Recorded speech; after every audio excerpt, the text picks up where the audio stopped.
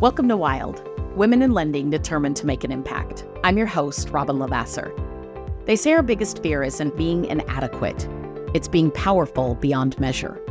In this podcast, I will share how to break through imaginary ceilings, lean into success, discovering your purpose, and understanding how to create the business and life of your dreams. From failures to triumphs and all the tactics in between, let's jump into the wild arena together. Welcome back to Wild. We are talking today about something that could hurt your heart. Not everyone is going to love you. What does that really mean in business? Well, it probably means that, I know that it means not everyone's your client. And that's a hard pill to swallow from time to time. Have you ever felt the sting of rejection? We know that we are very well trained as human beings that when something hurts or stings, we tend to start shying away from doing it on repeat, right? Especially if it hurts too much. And yet, even Garth Brooks wrote a song, right, about unanswered prayers, right? Jamie Lee Curma, I believe, wrote the book Worthy. And one of the things she says in her podcast is rejection that she had to make in her mind was rejection is God's protection. Man, she spun something that ultimately stings into something that said, be okay with this because there must be something that's going to come after it, right? There must be a win that comes from this loss or this ouch. In sales, that's a very interesting mindset. And in loans, especially in a seemingly harder market, a little more scarcity for many people, it is incredibly hard to not want every single deal to fall in your lap, right? For every single deal to fight tooth and nail. And yet, the sales math in general proves time and time again, based on laws of averages, that not everyone is going to be your client. Now, if you can think about that metaphorically, how many shots go in that a basketball player shoots? How many hits does a baseball player get when they're up to bat? How many songs does an artist record that make it all the way to number one? Well, if you really look at it, the law of averages probably plays out time and time again. And then your greatest of the greats just improve that law of averages to a little higher level than somebody else was able to. Loans are no different, nor is real estate. And so let me give you a formula that feels a little bit like a sting. And yet also, I think it's incredibly empowering to just recognize that, hey, maybe this isn't personal. It doesn't mean I can't continue to develop. It doesn't mean that I can't increase my odds. But what it means is there is a math and a formula to this that if I trust the process and the work, I know the results will come. So let's talk about what that is. First of all, a third of your clients or your perceived clients, your future clients, simply won't qualify. So if you were to generate 100 leads, a third of them would just not be able to complete. You think about that again in all different areas at all different times, right? There's always going to be people who simply can't take the next step forward. They don't have the financial means, the qualifications, whatever that may be.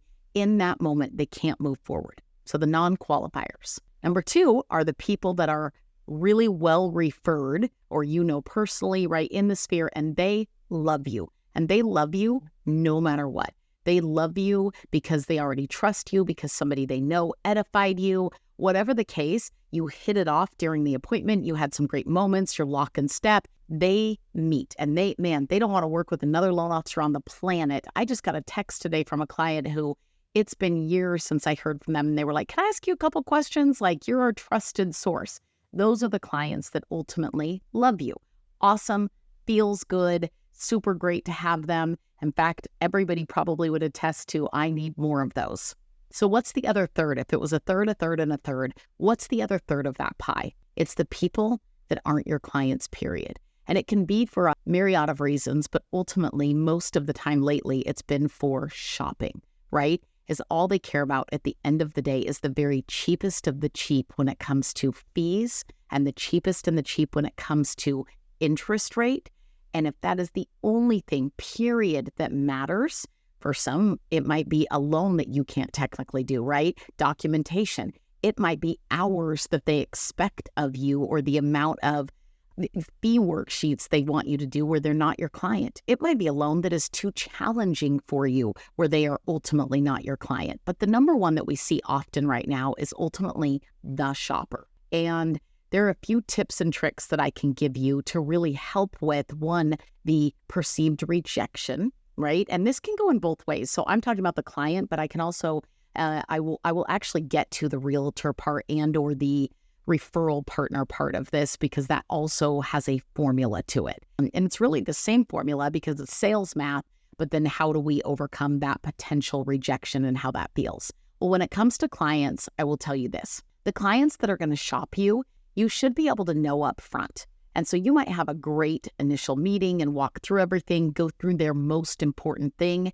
and hopefully you are actually following a process that they understand and that you're in control of the entire time. If you're not following a process, that is breaking basically rule number one, right? You want to make sure that you have followed all of your steps so that you can trust or tweak your formula, right? If it's not getting the results that you need. But if every time something's a little different, how in the world are you going to say, I see what you're doing?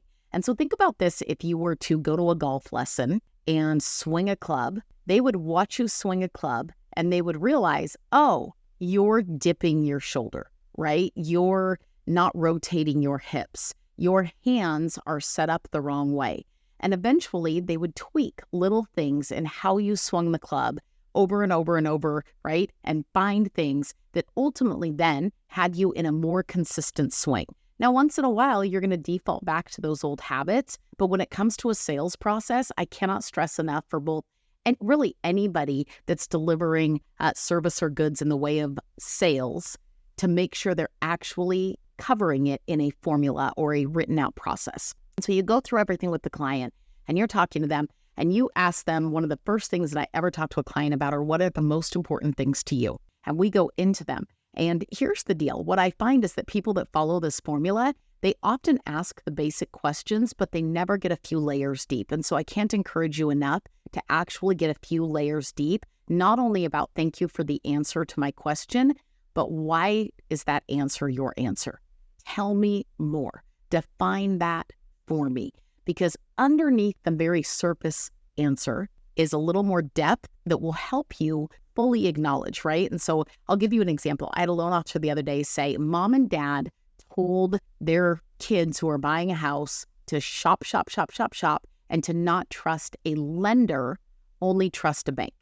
Well, I can tell you, when you're a lender and those clients are sitting in front of you, they might not be your client, right? And so there are a few different tips and tricks that you can use to make sure that, hey, are you comfortable? Are you going to choose me? Are you talking to anybody else? And so one of the questions that I ask all the time is, who else is advising you outside of a realtor or myself about the transaction? Who else? Now imagine, again, you're a doctor and somebody comes in and starts telling you all sorts of things about your profession, about your potential diagnosis. You might wonder, where did you get that information, right? You got it off of Google. You got it off of Grey's Anatomy. You got it off because your dad is a doctor. And now I know dad's a doctor and there is some advisement coming from there. It is no different in lending, right? Who else is advising you on this transaction? They might say, my CPA, my financial advisor, my parents, my grandparents, our friends who have bought multiple houses, whatever the case, my significant other who's not here and not on the loan. Very big deal to understand who else is advising. That's just a basic tip that you should have as part of your sales process. When you know that, what have they told you thus far, right? We're going to get into the details. As I go through most important thing, which is rate, payment, cash to close, and house in no particular order. Let me say it one more time. Rate, payment, cash to close, and house in no particular order. And then with each category, trying to dig and make them explain the why, and then put them in order, right? Order them out. At that point, we are literally going over all the things that are important. And if they say rate, what's important to you? It's the only thing. I want the lowest rate absolutely possible. I can tell you guys, we all know at any given time, at any given day, a rate can get lower with another lender, right? For all different reasons, whether it's market, went down the day after you locked, whether it's a shiny flash sale online, whether there are more points involved, there's a buy down, there's so many details that take place. But when you have a borrower that tells you point blank, rate is the only thing that matters to me. They're stoic. They're maybe not engaged. They don't care about any of the other details. They don't care to give you more information about anything. They might not be your client. And so when you're mad that they leave, are you mad at yourself because you still thought that you could make them your client and you gave them way too much time, way too much energy, way too much effort? Or are you mad at them for leaving? Because if you do your job with a beautiful sales process up front, you generally understand and can test the theory. And I'll give you kind of a sideline to that up front with whether or not you need to spend more time on that client. Have you ever had somebody take your time after hours, have you write pre-approval letters, have you edify the listing agent to the buyer's agent, how good and solid their pre-approval is per se, how good the client is, send it out on a Sunday night, whatever that may be, and then they leave you for rate on somebody that didn't answer the phone on nights or weekends. Ugh, it stinks. It stings bad. And so it happens to everybody. And I will tell you, a dear friend of mine, I know she wouldn't mind me even using her name, spoke at actually a sales retreat that we just had. And she is a pro's pro, 20 plus units a month, boots on the ground, always in the thick of it. 20 plus years of originating and one of the best in the nation. I have so much admiration for her as a mom, as a boss, as a loan officer. She's just truly one of the gems in the business. And she said, I gave it my all with a client. I did everything picture perfect, from the sales presentation to the follow-up, to the customer care, to the agent strong referral. It was all there, and they still didn't use me. Ouch, right? And sometimes we pause and we think that's all about me. Well, a whole nother day on a whole nother podcast, I will tell you, one of the 4 agreements is never take anything personal. And I'll tell you what, it's truly not personal. It's what they value the most. And sometimes we can't give them that, right? If somebody wanted to travel the world and all the other things lined up beautifully for us to potentially date or be together, but my biggest value was spending time with family and being at home, and their biggest value was traveling the world, are they really not choosing me, or are they choosing something that holds the highest value for them? Never take anything personal, you guys. And that is something that in sales will help you so much to understand, hey, I'm simply going to talk to the client. I'm going to have them map everything out. I will tell you when we do most important thing and a client says, it's rate. I will literally tell them, so here's the deal. And you can use these lines all day long. I'm competitive. I am not cheap. So if interest rate is the number one thing that matters to you, and it's the only thing that matters, meaning that if it is a like-for-like loan on a like-for-like scenario, and the only thing that matters is whatever the lowest of the low interest rate is, then I am not your gal. Because the lowest of the low interest rate doesn't do what we just did in all of the information around what your most important thing is. But if that's it, I'm okay. I just want to cut you loose now so that you can go chase that lowest interest rate. And basically, I will tell them, and one of the things I can do as a service to you is put your information online, bankrate.com, email and text, and you will have more offers than you could ever imagine, with every single one beating the next one, especially if you show them the fee sheets. And at some point, you probably will get the very best interest rate for that day. And here's all the things that comes with, right? And I'll talk about the fears, and I'll talk about the risks, and I'll talk about the experience. Now, if that doesn't have them moving, right? If they don't decide at that moment that, you know what, I understand. And what I find so frequently is that when someone says, well, I'm just not the cheapest, that's not a good enough way to say it to where it could move or influence the client. It's really about talking to them. And so I'll say, hey, did you know that sellers have the ability after an accepted offer with a pre-approval letter to not let you switch financing? That's why I don't want to be the one to issue you a pre-approval letter in the state of Oregon, because I don't want you to be stuck with a lender that you don't want to choose. So you might lose a few houses with that low interest rate lender because they're not trusted by the listing agent. They're not known by the seller. They don't communicate strongly. Whatever the circumstance be, you might lose a few houses, but you have a really good chance of getting the super cheap rate. That's called ultimately a takeaway close, right? A takeaway close where you're talking to a client. It's not manipulation. It is the truth in a way that can hopefully influence them to say, rate isn't always everything. But it's so interesting because if you aren't willing to press in and really test the theory of are you or are you not my client, you will invest and invest and invest and invest, and then you will feel scorned and hurt and frustrated by their ultimate decision. It's no different than meeting with referral partners. And I will give you a quick story around this.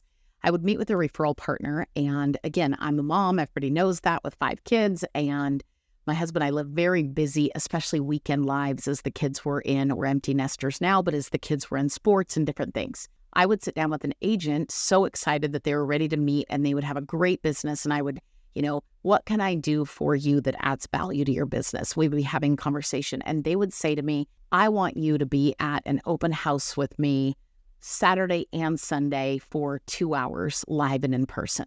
And we would talk about it.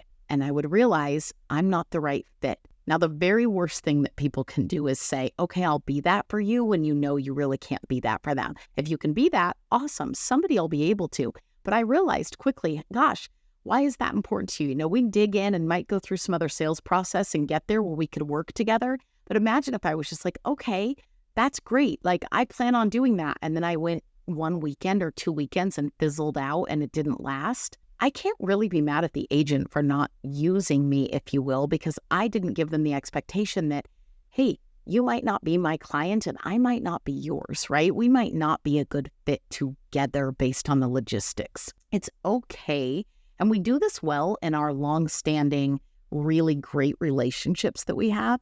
Imagine a marriage where you never talked about expectations, right? Where you never really knew what the other one expected, wanted, liked, enjoyed, and all of a sudden you're married and you're like, well, we got to figure this stuff out. That wouldn't be the case. And so with clients, we want to really understand what they're looking for, what are the priorities, and am I really the right person to serve you?